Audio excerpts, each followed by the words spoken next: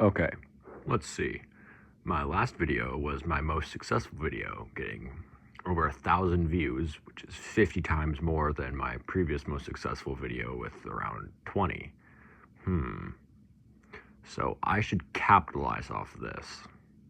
My last video was about a character from an animated show and was very well received. So in that video, I promised I would do one for another animated character, Andreas. So obviously, I'm going to now make this video be about a terrifying Korean horror movie. Okay, I think it all started with Paradise Lost. The idea of a good devil was given grounds to stand on, and over time, this has led to a very watered-down view of the devil.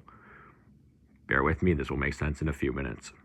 Nowadays, you usually see the devil in one of two ways: an angel wrongly cast out of heaven, or as a schemer whose entire being revolves around handshakes and not reading the fine print. This idea of the devil either being a sympathetic joker or a health insurance salesman has reduced the terror that can come from a truly evil entity.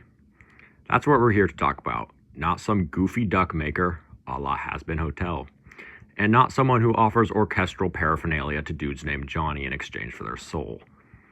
No, I'm here to talk about The Wailing and the devil found in this Korean gem. There will be spoilers for The Wailing, so go watch it. It is free on Tubi, and I will leave that link in the description. I will also not be talking about the actual plot of the movie, just the brilliance and terror of the devil. But first, I should clear up a few misconceptions in this movie, because it can be rather confusing. First, the death hex scene.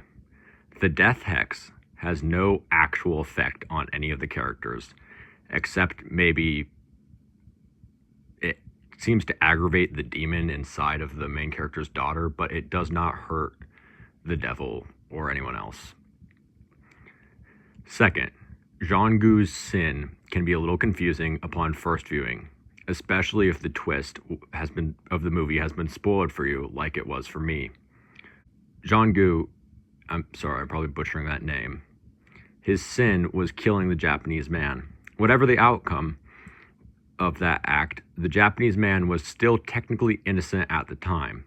Sure, he was doing creepy things, but he still didn't deserve to die for being creepy. Now let's actually talk about the Japanese man. First, the Japanese man doesn't have a name. He is literally credited by Google as the Japanese man. Second, the Japanese man is literally just the devil.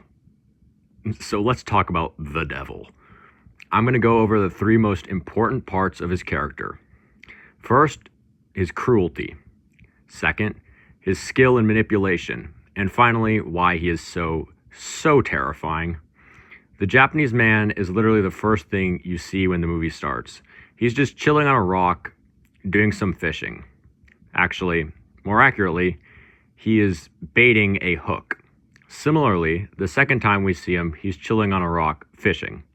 At face value, these events are very innocuous. The true symbolism here isn't revealed until a little over halfway through the movie, when Jong-goo is consulting a shaman on why his daughter is being targeted by this evil spirit.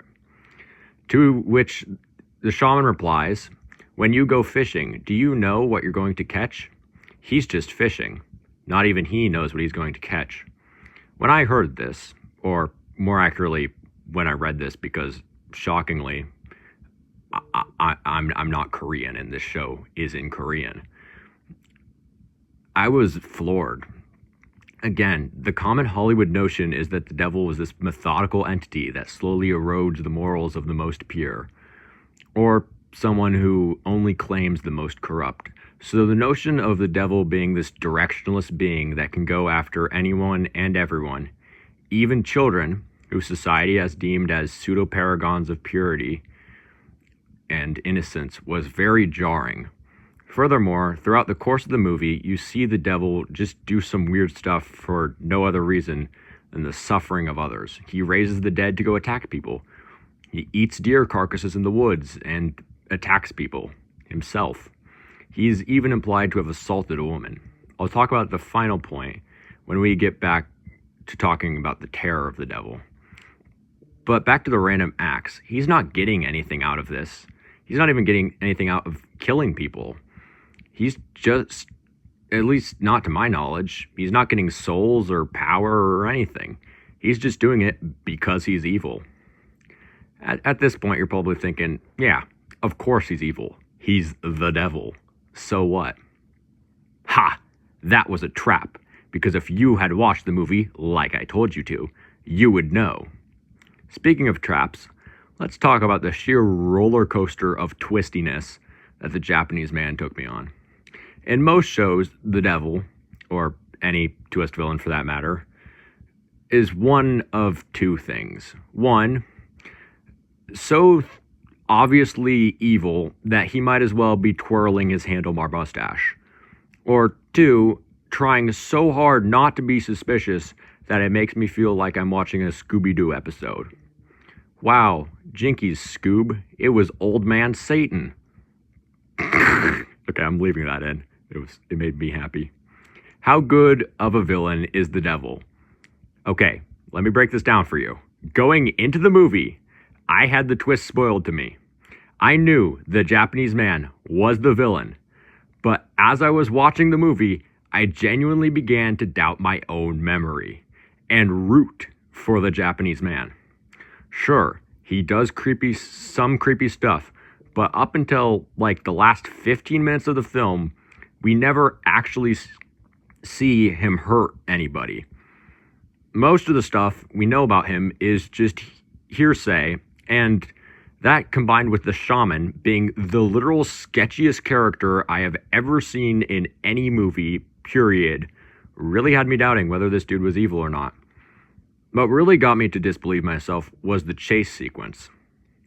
At a point in the movie, the group of the Korean men and the main character, Jong-gu, go to the Japanese man's house and try to kill him. The Japanese man runs from them as they chase him, and they chase him through the woods and over rocks and eventually off a cliff. The Japanese man is so well acted. He is perfectly terrified and desperate. And it makes you wonder, why would the devil be afraid of some random people? He's the devil. He doesn't need to run away. Furthermore, the shaman's machinations make the facts so much more muddled. Genuinely, it's so brilliantly written. The shaman is the biggest red herring. I never felt like I had a bigger rug pull than this movie, and I knew what would happen. And it still felt like a rug pull. A large part of this is the actor they chose to play the Japanese man. He just looks so friendly. And for most of the movie, he acts pretty friendly too. He looks like a dude who would be nice to chill with and talk to. It's so good. But he's more than simply evil or treacherous. He is one of the scariest characters in any movie, period. I'm going to go back to the beginning of the movie. The movie starts out with a Bible verse, specifically Luke 24:37-39. It is the Bible verse in which Jesus tells his disciples to touch his hands and feet, because a spirit does not have flesh and bone. If you told me that one of the best horror movies I've seen this year would make a Bible verse scary, I would ask you what you did so wrong and yet so right. This idea of flesh and bone is one of the central ideas of the movie, and it ties into every facet of it. The devil in The Wailing is terrifyingly real. He is a being of flesh and blood. He can attack people. He can take initiative. He doesn't need to make a deal with you. He can just maim you. And that's so much scarier than this being that's barred behind, a document and you signing away your soul. The concept of being physically assaulted by a demon is just so unique and so scary. I don't think I've ever seen it done like that before, except like movies like The Conjuring and stuff. But even then, they're still weaker and like bound to objects and stuff. I mean, I've also not seen The Conjuring, but you get it. You get it. I'm sure you get it. But let's talk actually about the final scene with the Japanese man. I'm talking about the scene in the cave where he finally reveals himself as the devil. This is one of the coolest conversations in any movie, probably only topped by the Kersey Winslow monologue from The Lighthouse and Nicolas Cage's whole spiel to Jeremiah Sands at the end of Mandy. Two fantastic scenes. But let's talk about the scene with the Japanese man. The Japanese man is essentially, at this point in the movie, he's been hit by a car and pretty much confirmed dead. So he shouldn't come back. But the priest, who has been translating for the Korean men, because the Japanese man speaks Japanese, and so can this priest, is essentially been acting as a translator. And he goes to this cave. And in this cave is the Japanese man, who we, the audience, all thought was dead. He's sitting there, beaten and bloodied, huddled underneath this shawl.